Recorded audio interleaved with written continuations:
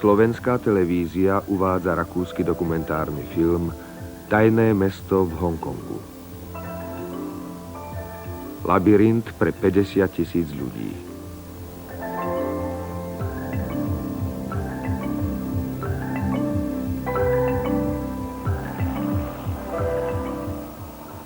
Hongkong.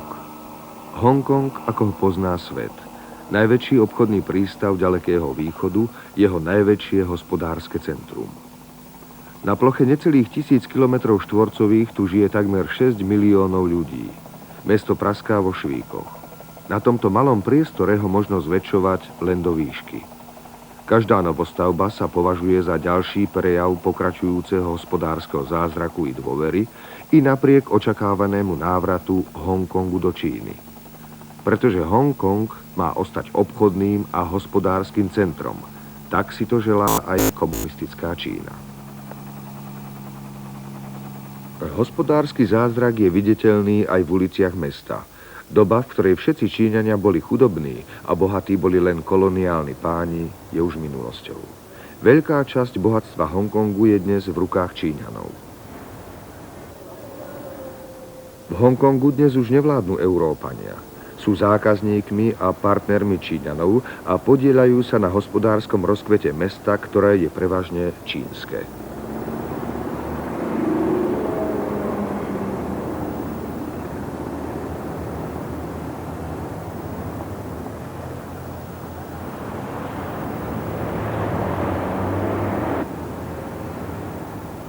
Bohatstvom Hongkongu je usilovnosť jeho obyvateľov. 5 miliónov z nich sa sem prisťahovalo až v posledných 40 rokoch a ospalé koloniálne mestečko premenili na svetovú metropolu obchodu a financií.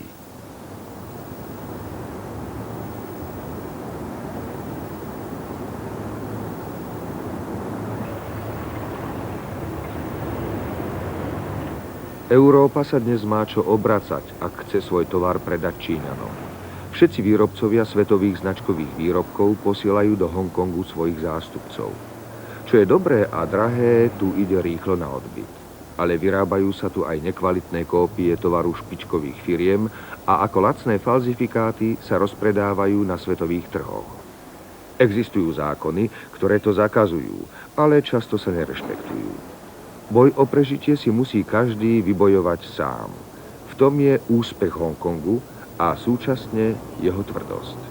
Hospodársky zázrak a modernizácia, to je len jedna tvár tohto mesta. Existuje aj druhá. Vráťme sa na chvíľu do histórie Hongkongu.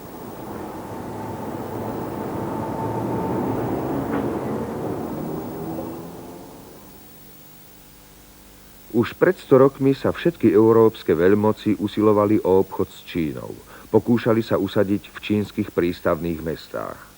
Veľká Británia sa rozhodla pre tento účel privlastniť si kúsok Číny, Hongkong. A pred 90 rokmi si k tomu prenajali ešte kúsok Číny, územie na čínskej pevnine, tzv. Nové teritorium. Tak vznikol jeden z najdôležitejších obchodných prístavov ďalekého východu. Dnes sa celé toto územie nazýva Hongkong.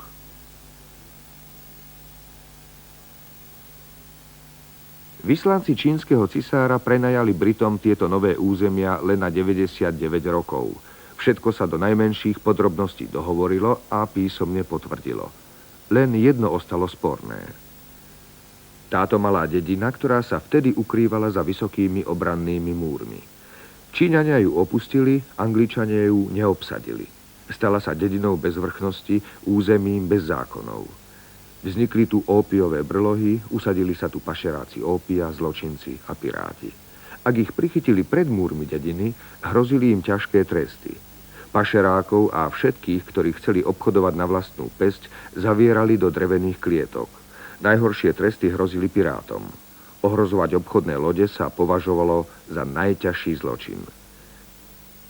Zajatým pirátom na výstrahu verejne stínali hlavy bezprostredne pri bráne do dediny, ktorá aj naďalej poskytovala prístrešie porušovateľom zákona. Zoťaté hlavy mali mať odstrašujúci účinok, ale nepomáhalo to. Ako to nepomohlo ešte nikdy a nikde. Dedina za múrom existuje podnes, ale dnes sa už nachádza uprostred Hongkongu.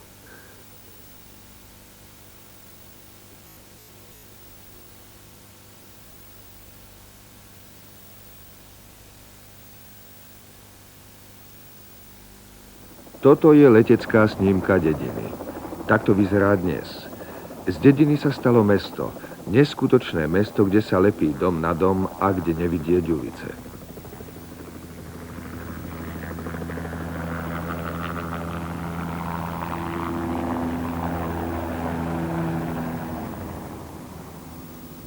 Hoci obranné múry zbúrali, vonkajšie fasády pôsobia aspoň takým odpudzujúcim dojmom ako kedysi múry. Pretože toto zamurované mesto, Wallet City, je ešte stále mestom na území nikoho. Nemá úrady, zákony ani políciu. Počet obyvateľov sa odhaduje na 50 000. Aby mali kde bývať, stavalo sa do výšky, dom na dom. Zastávali sa aj ulice. Celé mesto má rozlohu len 2,5 hektára. Len niekoľko sto obyvateľov malo toľko šťastia a samozrejme peňazí, že si mohli postaviť svoje obytné klietky na vonkajších múroch mesta. Klietka má väčšinou len jednu izbu o rozlohe 10 až 20 metrov štvorcových. Bývanie v zamurovanom meste je nezaplatiteľné. Kto sa tu raz ubytuje, získava neoceniteľné výhody. Žije mimo zákon, úrady o ňom nevedia, policajti mu neklopú na dvere. A predsa má toto mesto svoje zákony, a dokonca prísne. Triady.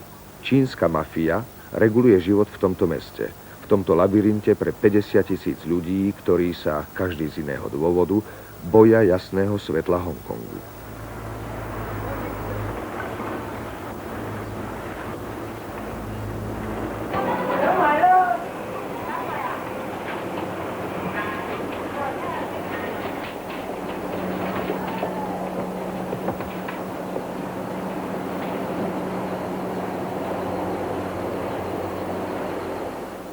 Takto vyzerajú ulice zamurovaného mesta. Kedysi boli plné slnka, dnes sú z nich podzemné chodby, kde zo stien ustavične steká voda. A predsa sú to ulice s obchodmi a dokonca s elektrickým osvetlením. Elektrické svetlo je ilegálne, len málo kto zaň platí. Elektrina je na čierno zapojená odkiaľ si z vonkajšieho sveta káblami, ktoré neustále niekto prerušuje a znovu napojuje. Takže dnes tvoria hustú sieť nad ulicami. Vrstva na vrstve, tak ako všetko, čo tu je. Aj voda, ktorá často v kaskádach vyteká zo stien.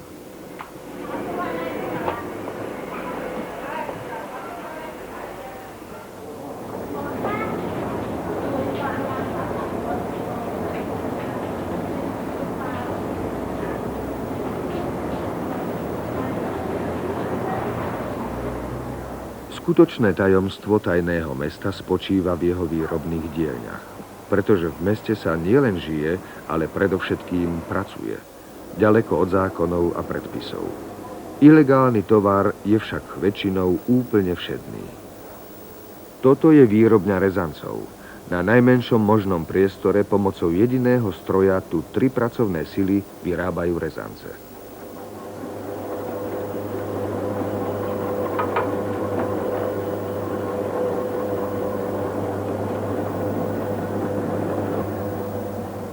Obviazaná ruka prezrádza pracovné podmienky. Tento muž s odrezaným prstom pracuje 12 hodín denne, 7 dní v týždni. Žije v ilegalite a preto ho žiadny zákon nechráni. Ani túto ženu, ktorá deň čo deň, rok čo rok pracuje v tejto diere bez okien, bez vetrania a bez akejkoľvek hygieny. Myši, potkany a množstvo švábov sa tu cítia ako doma. Na druhej strane však je výroba lacná, bez predpisov a bez inšpekcií. O rezance, ktoré tu vyrobia, majú záujem popredné reštaurácie v Hongkongu. Je to výhodný obchod, pretože nikde sa nevyrába tak lacno, ako v zamurovanom meste.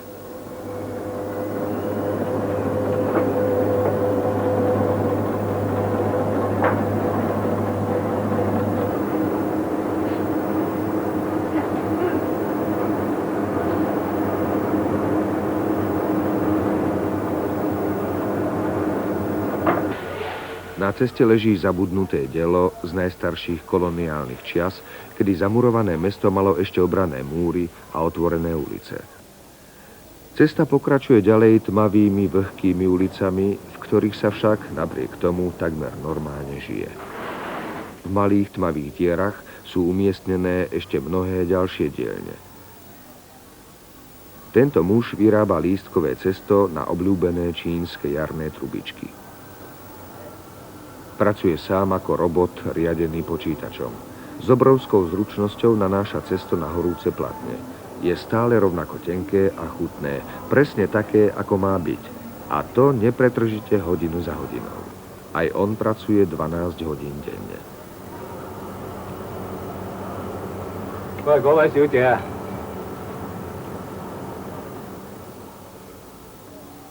Človek je lacnejší ako robot. Z nejakého osobného dôvodu sa ukrýva v tajnom meste a jeho výrobky sú preto mimoriadne lacné. Kupujú ich elegantné reštaurácie, ktoré si nenechajú újsť výhodný zisk. Za pol dňa vyrobí z koryta plného cesta tisíce oblátok na jarné trubičky.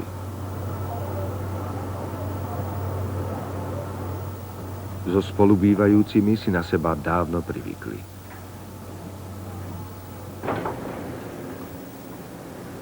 V ďalšej dielni sa pripravujú lahôdky z rýb. Sú určené pre popredné reštaurácie v meste.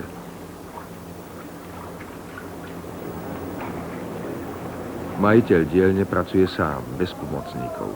Práca vyžaduje len jednoduché úkony. Ryby treba očistiť, rozrezať a spracovať na rybacie guľky. Aj tieto lahôdky sa dostanú na stôl labužníkov.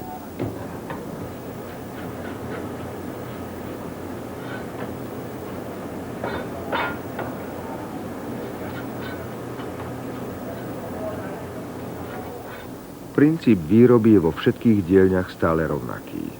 Pretože netreba dodržiavať žiadne predpisy ani odvádzať žiadne dane, sú výrobné náklady veľmi nízke. Ľudia tu pracujú za nepatrné odmeny v podmienkach, ktoré si len ťažko vieme predstaviť. Zamurované mesto tak prispieva nezanedbateľnou čiastkou k blahobytu Hongkongu.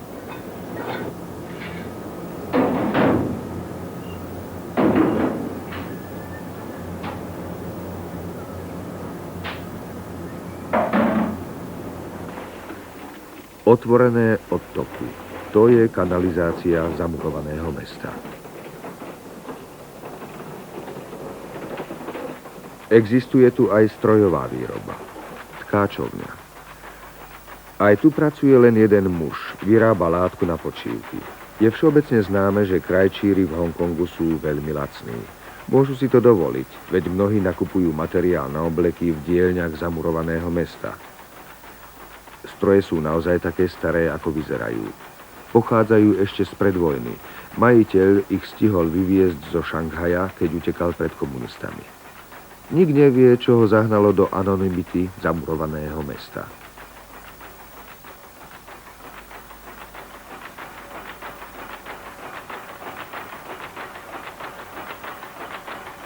To je on. Stal sa malým kapitalistom. Sám nepracuje, ale necháva pracovať iných. Aj tu je výroba lacná. Jediné poplatky, ktoré sa musia odvádzať, je daň za ochranu pre poriadkové sily mesta, pre triady, tajnú zločineckú organizáciu, hongkongskú čínsku mafiu. Len ten, kto platí, tu môže pokojne pracovať. Továreň na umelé hmoty. Tak si majiteľ nazval svoj podnik. Je to už takmer veľkopodnik. Pri viacerých strojoch pracuje 7 žien. Vyrábajú plastické obaly najrôznejšieho druhu. Táto malá dielňa je schopná pokryť spotrebu igelitových tašiek pre mnohé obchodné domy v Hongkongu. Okrem toho vyrábajú aj obaly na videokazety.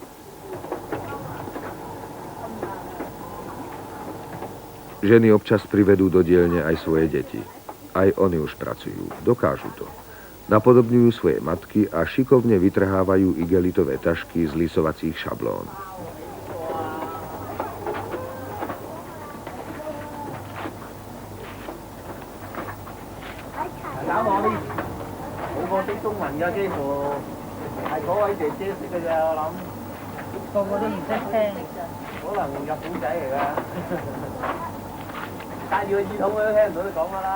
Podnik spolu so strojmi a zamestnancami zaberá 20 štvorcových metrov.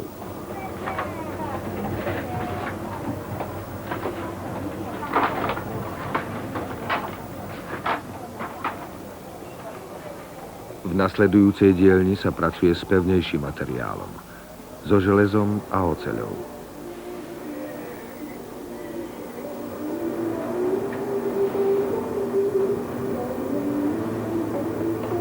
To, čo vyzerá chaoticky, slúži v skutočnosti rafinovanému účelu. Vyrobená surovina sa pri ďalšom spracovaní použije na imitáciu drahocenných značkových výrobkov.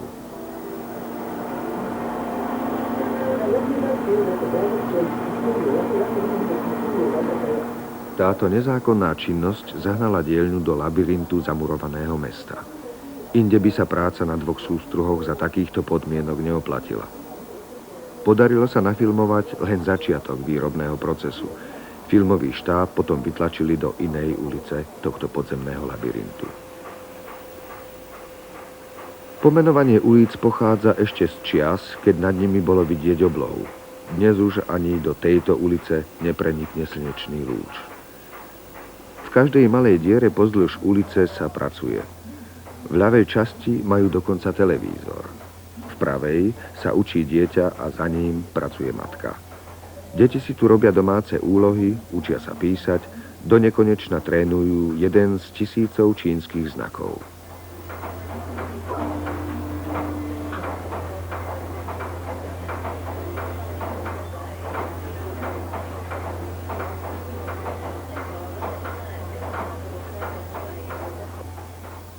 Donekonečna sa opakujú aj pohyby matky pracujúcej pri stroji.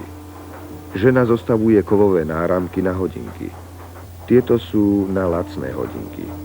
Tam, kde vyrábali náramky na imitované značkové hodinky najvyššej cenovej kategórie, sa filmovať nesmelo.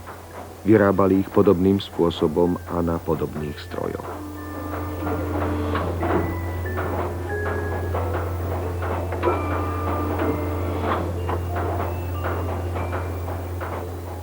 Toto dieťa má obetavú matku. Napriek 12-hodinovej pracovnej dobe ho vodí každý deň do školy v Hongkongu. Väčšina detí zostáva doma. V zamurovanom meste nie sú školy a pretože tu už nežijú mnohočlenné rodiny, ako bolo zvykom v Číne, sú deti po celý deň samé. V bytoch o rozlohe 10 až 20 metrov štvorcových už nie je miesto pre príbuzných. Deti sú ponechané samé na seba.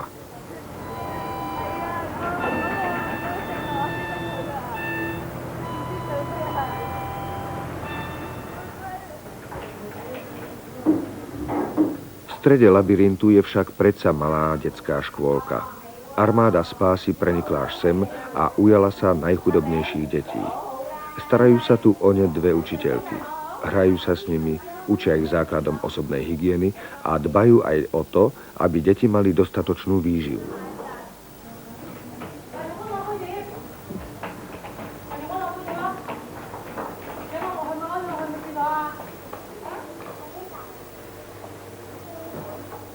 Vládne tu svojrázny poriadok.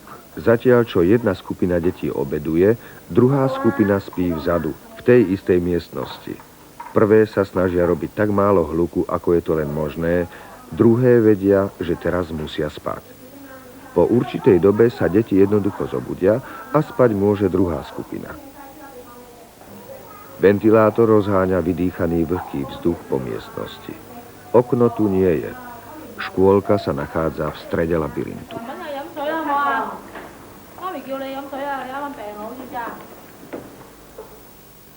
Aj napriek smennosti tu však nájde útočisko len malá časť detí zo zamurovaného mesta.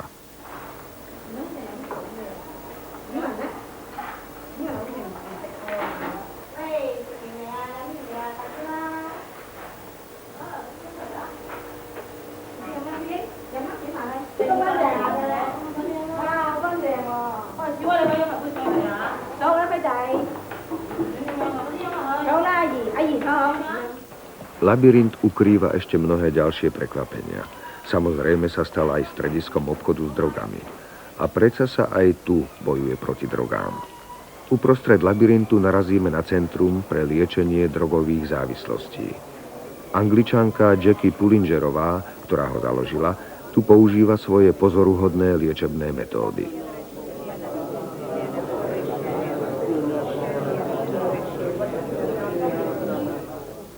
Pullingerová a jej pomocníci sa snažia zbaviť ľudí drogovej závislosti výlučne duchovnými prostriedkami.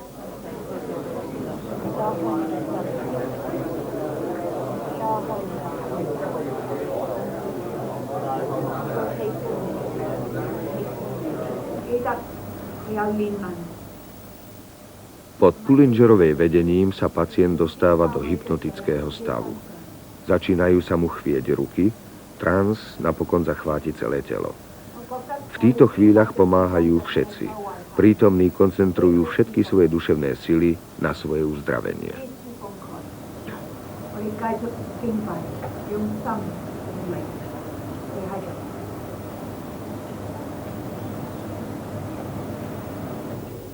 Mladý muž sa medzi tým v hlbokom tranze zosunul na zem.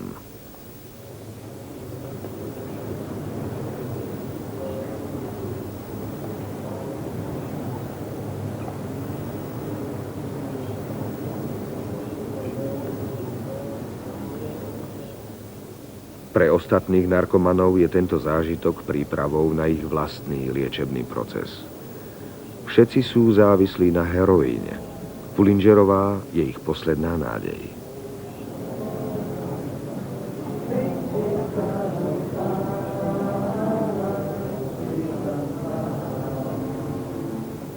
Takmer všetci títo narkomani pracujú alebo pracovali pre triady. Mnohí z nich doteraz obchodujú s drogami. Keď do zamurovaného mesta prišla Pullingerová so svojimi misionárskymi úmyslami, považovala ju narkomafia za nepriateľa. Pullingerová dokázala skutočný zázrak. Chladnokrvná zločinecká klika dovolila zriadiť toto liečebné stredisko a každého, koho Pullingerová vyliečila, prepustila zo svojich služieb.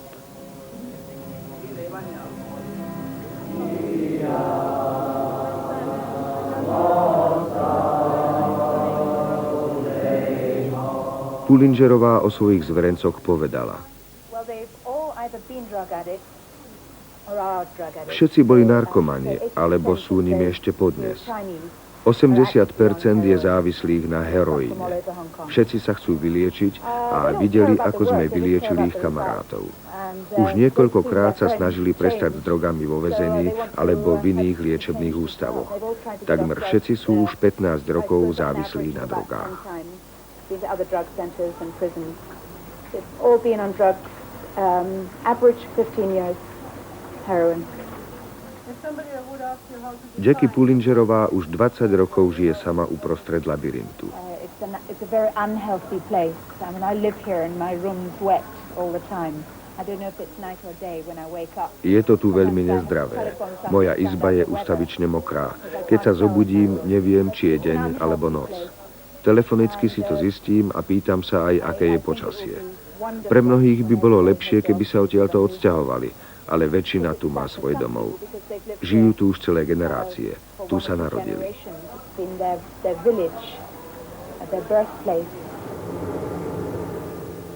Labyrint je domovom pre 50 000 ľudí.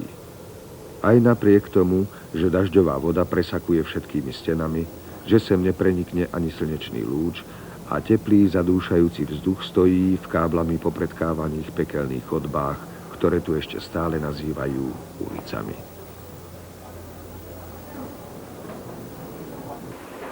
Mnohé z názvov ulic pripomínajú krajšie časy. Svetlá ulica, to je doslovný preklad Quong Minh ulice.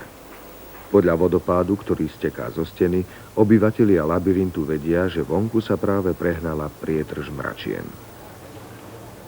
Pitnú vodu privádza do zamurovaného mesta len 6 oficiálnych vodovodných prípojek. Bohatí a vplyvní ľudia si z nich hadicami odvádzajú vodu do svojich bytov a dielní. Všetci ostatní si ju musia nosiť vo vedrách.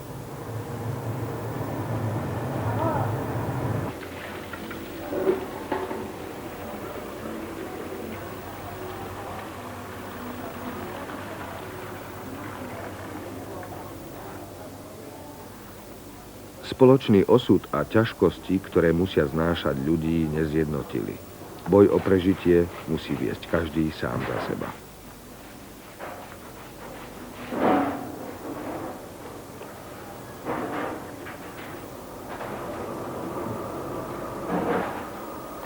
Pri praní prádla sa neoplatí nosiť vodu hore schodami, preto sa perie priamo pri vodovode.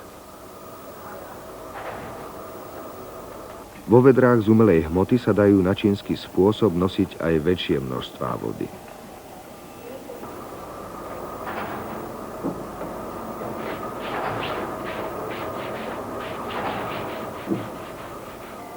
Všedný deň v labyrinte zamurovaného mesta.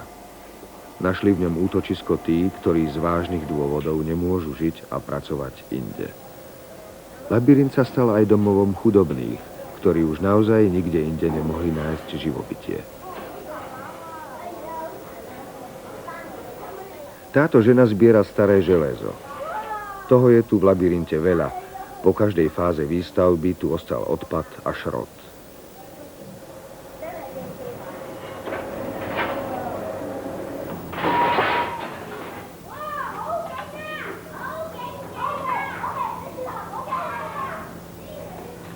Za tieto rúry veľa nedostane. Možno 1 až 2 hongkongské doláre. Mnohí tu žijú takto z ruky do úst. Byť lepšie situovaný tu znamená napríklad mať prípojku na oficiálne elektrické vedenie a poštovú schránku. Byty v zamurovanom meste sa stavajú až do výšky 15 poschodí, samozrejme bez výťahu. Táto stará pani býva na 10. poschodí. Túto cestu vykoná niekoľkokrát denne.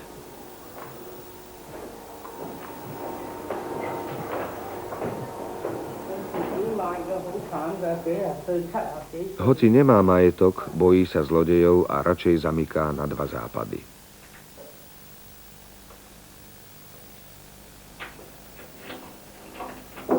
A pri návrate domov posunkami rúk zaženie zlých duchov, aby nevošli s ňou do bytu.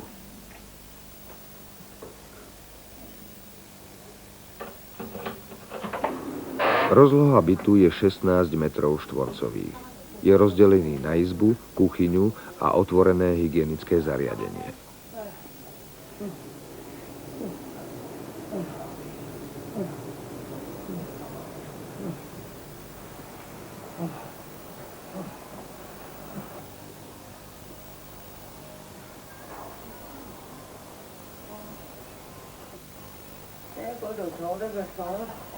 Žena obýva len kuchyňu. Tu si uložila celý svoj majetok. Maličká izba s madracom patrí pod nájomníkovi. Nájomné, ktoré platí, stačí presne na obživu starej pani. Vlastný syn sa o ňu nestaral a tak sa už zo zamurovaného mesta nikdy nedostala. Títo ľudia sú protikladom ostatných obyvateľov zamurovaného mesta. Aj tento muž z prízemia. Sú to chudáci a nie zločinci. Do labyrintu sa dostali ako utečenci a už nikdy sa im nepodarilo založiť si existenciu inde.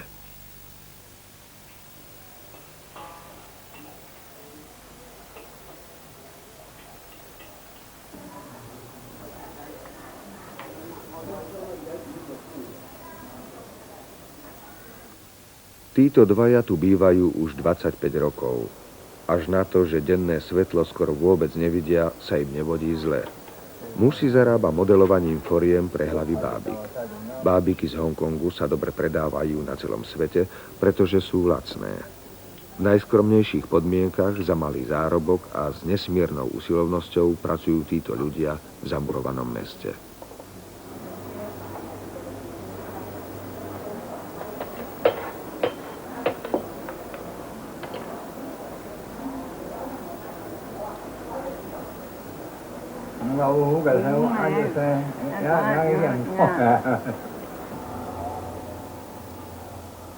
Aj labyrint má svojich bezdomovcov.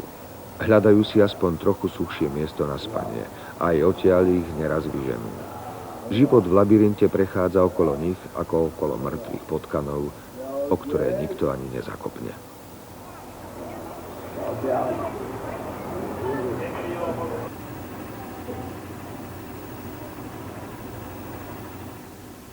A tu je príslušník inej spoločenskej vrstvy. Kto bol raz členom nejakého spolku, ktorý obchodoval s drogami, môže v starobe počítať s podporou, i keď veľmi skromnou. Tento muž sa môže pochváliť 4 metrami štvorcovými životného priestoru s umývadlom a doskou, ktorú používa na spanie. Okrem toho dostáva fľašu ryžového vína a cigarety.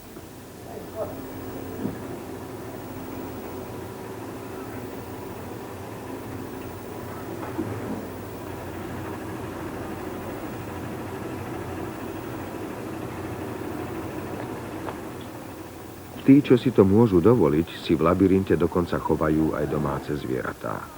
Najčastejšie vtákov, najmä čínskych slávikov.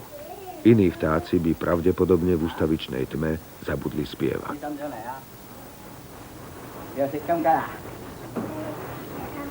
Tento muž doslova venčí svojich vtákov. Prenáša klietky na strechu, na slnko a vzduch.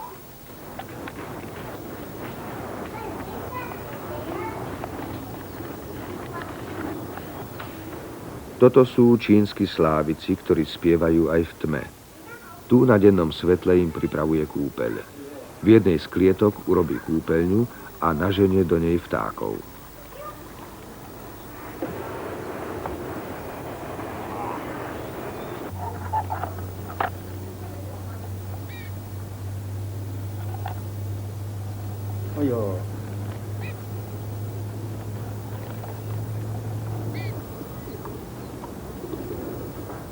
Kúpeľ to je prepich, aký si väčšina ľudí v labyrinte nemôže dovoliť.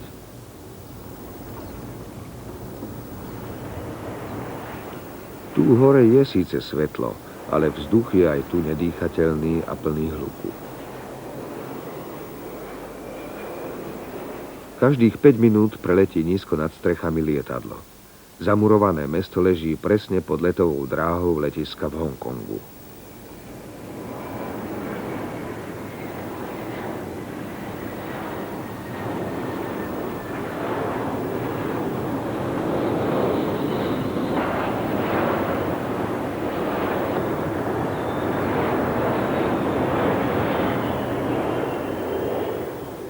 K obyvateľom zamurovaného mesta patria aj holuby, presnejšie povedané, chovajú ich tu.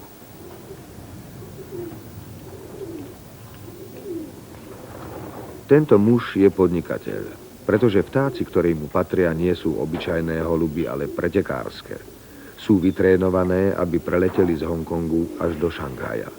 Ich majiteľ prijíma na ne stávky ako na pretekárske kone, a to vysoké čiastky. Stávky sú zakázané a preto sa holuby chovajú len v zamurovanom meste.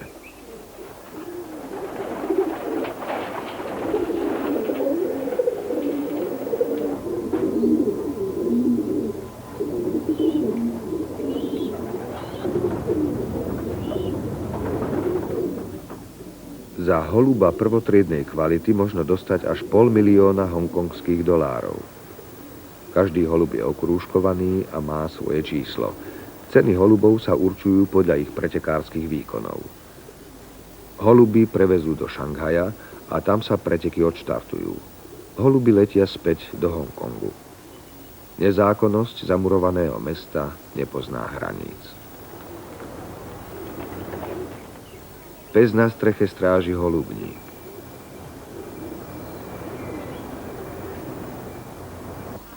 Na tomto dvorčeku sa hrajú hazardné hry. Náruživé hráčky sa tu stretávajú pri kartách na debničkách od mydla.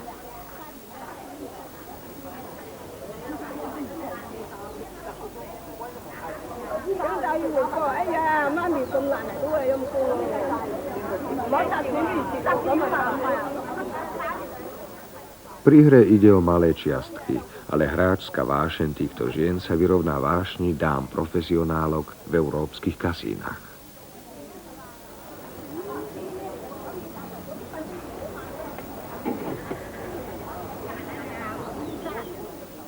Tento druh hier je vyhradený pre ženy. Muži majú iné hry, hrajú o podstatne vyššie čiastky. Kto chce mať šťastie, musí sa poradiť s duchmi. Poloha škrupiniek na zemi ukáže, či sa na ňu šťastie usmeje alebo nie. Hod sa môže zopakovať, možno si to šťastie rozmyslí. Ak áno, vďaka patrí duchom.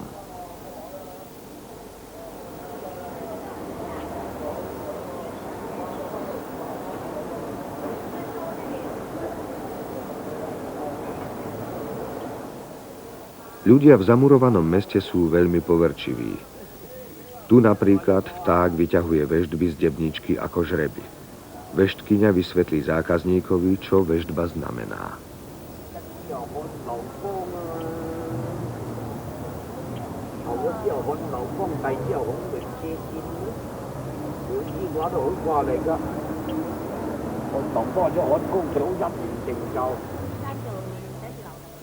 Čítať osud z ruky.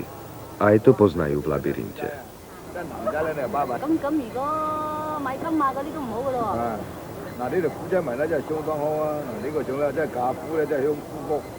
Tmavé, mokré uličky zamurovaného mesta, v ktorom existuje toľko nezaslúženej biedy na jednej strane a obrovské nezákonné zisky na strane druhej, to je najlepšia živná pôda pre malé obchody veštcov, veštkýň a zázračných liečiteľov.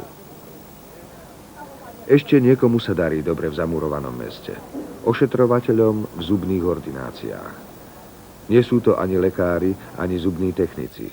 Ošetrovať chrup a vyrábať protézy sa naučili už ako deti od otcov alebo strýkov. Školy a kliniky nikdy nevideli. Bez diplomu nemajú právo ošetrovať pacientov, ale v meste bez zákonov a vrchnosti môžu. Remeslo ovládajú naozaj dobre a dbajú aj o reklamu.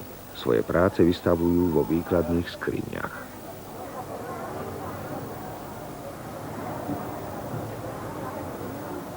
K tradičným čínskym liečebným metódam patrí aj vyrábanie liekov zo sušených zvierat. Napríklad zo sušených morských koníkov či hmyzu.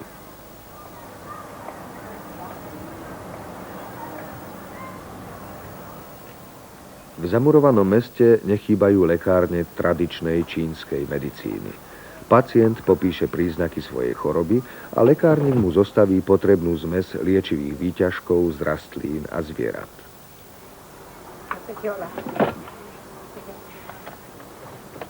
Sú v nej liečivé byliny, ale keď to choroba vyžaduje, aj sušené húsenice a iný hmyz.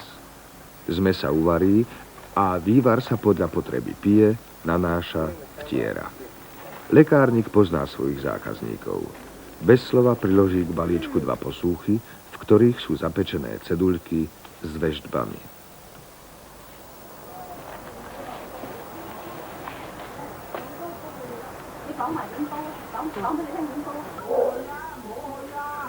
Ale smrť je neúprosná a vo vlhkých bytoch zamurovaného mesta prichádza skoro.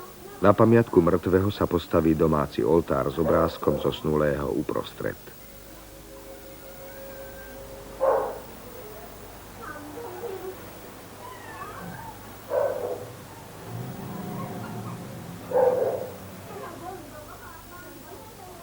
Na mŕtvého spomínajú modlitbami pri zapálených voňavých paličkách. Zosnulý bol vážený muž. Vedel zaobstarať byt v zamurovanom meste a tým aj poskytnúť alebo odmietnúť útočisko. Na oltárnom stole sú obetné dary podľa prastarých zvyklostí. Zásoba na cestu pre zosnulého. Nájde sa tu všetko od ovocia až po cigarety podľa toho, čo mal zosnulý rád a čo si pozostalí môžu dovoliť.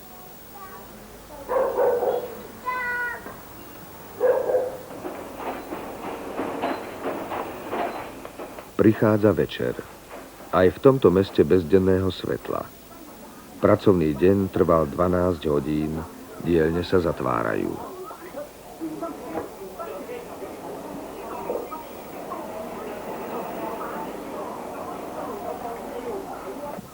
Ide sa domov. Ulice, inokedy plné života, sa začínajú vyprázdňovať. Teraz, keď je aj vonku tma, odchádzajú ľudia von pred múry zamurovaného mesta do reštaurácií a vývarovní na otvorenej ulici.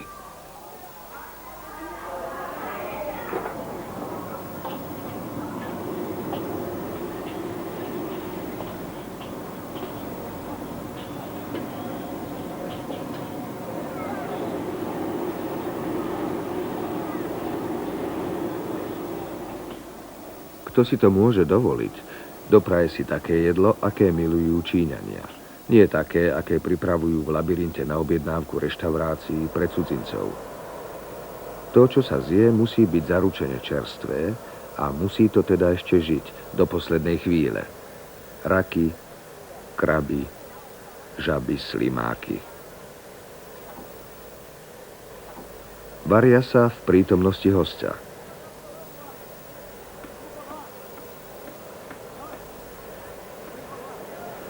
Medzi hostiami sa dajú ľudia zo zamurovaného mesta ľahko rozpoznať. Pri pohľade na ich tváre by sa dalo uveriť, že čas sa zastavil. Vyzerajú presne tak, ako pred 100 rokmi piráti z dediny za múrmi. A tak ako kedysi, aj dnes sa zhromažďujú na mieste pouličného predstavenia.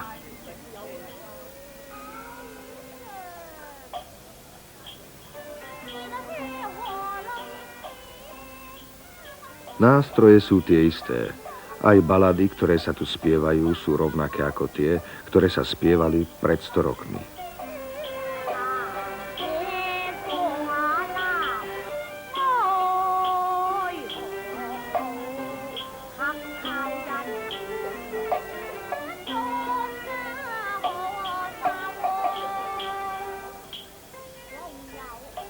Obsah piesní platí podnes. Hovorí sa v nich o mocných a bezmocných, o bohatých a chudobných, o prenasledovaných a prenasledovateľoch a o tom, že všetci ľudia sú len hračkou v rukách osudu.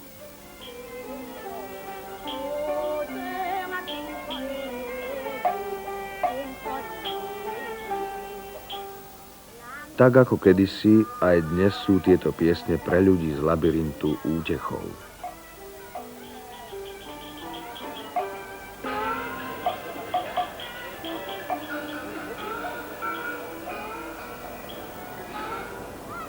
Pouličné predstavenie sa skončilo, piesne dozneli. Ale keď sa poobzeráme po nočnej ulici pred múrmi zamurovaného mesta, nájdeme tu všetkých, o ktorých sa spievalo. Sú tu bohatí a chudobní, mocní a bezmocní, a sú tu aj prenasledovatelia a prenasledovaní. Pred múrmi patrolujú, tak ako kedysi, policajti.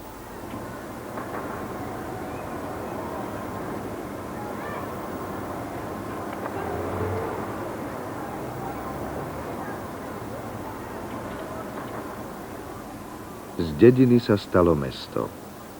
Ešte stále leží za múrmi. Dnes sú však oveľa vyššie.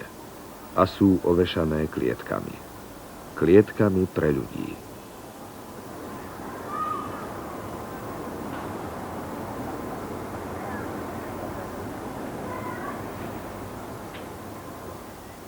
Tieto múry ešte stále poskytujú ochranu vinným aj nevinným. Za nimi leží tajné mesto Hongkongu, labyrint pre 50 000 ľudí.